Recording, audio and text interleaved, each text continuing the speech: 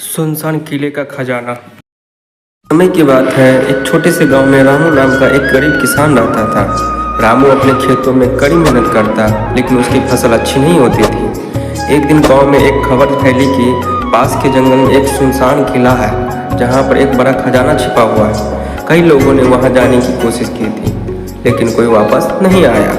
रामू को लगा कि अगर वो खजाना पा ले तो उसकी गरीबी हमेशा के लिए खत्म हो जाएगी। उसने ठान लिया कि यह किले में जाएगा और खजाना ढूंढेगा। एक रात वह चुपके से घर से निकल पड़ा और जंगल की ओर चल पड़ा। कुछ घंटों की यात्रा के बाद वह उस सुनसान किले के पास पहुंचा। किला बहुत ही पुराना और डरावना था।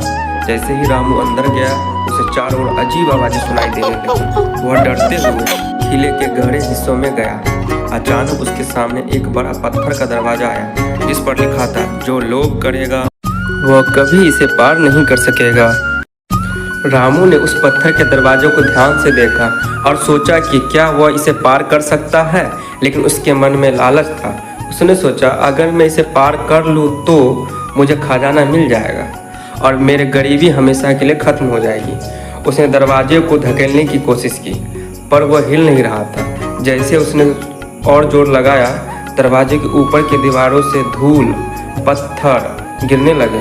रामू डर गया, लेकिन फिर भी उसने हार नहीं मानी।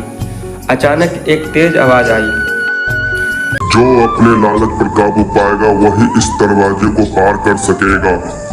रामू समझ गया, उसे लालच छोड़ना होगा।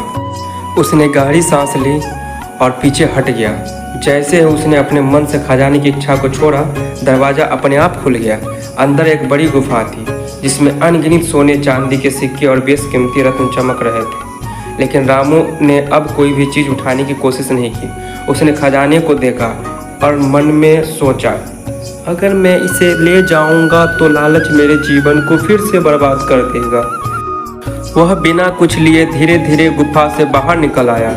जब वह वापस अपने गांव पहुंचा तो उसकी हालत देखकर गांव वाले हैरान रह गए। रामू अब पहले से अलग था।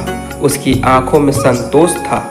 उसने गांव वाले को जंगल और खजाने की बात बताई, लेकिन साथ ही यह भी कहा, असली खजाना संतोष और मेहनत में है, न कि सोने और चांदी में।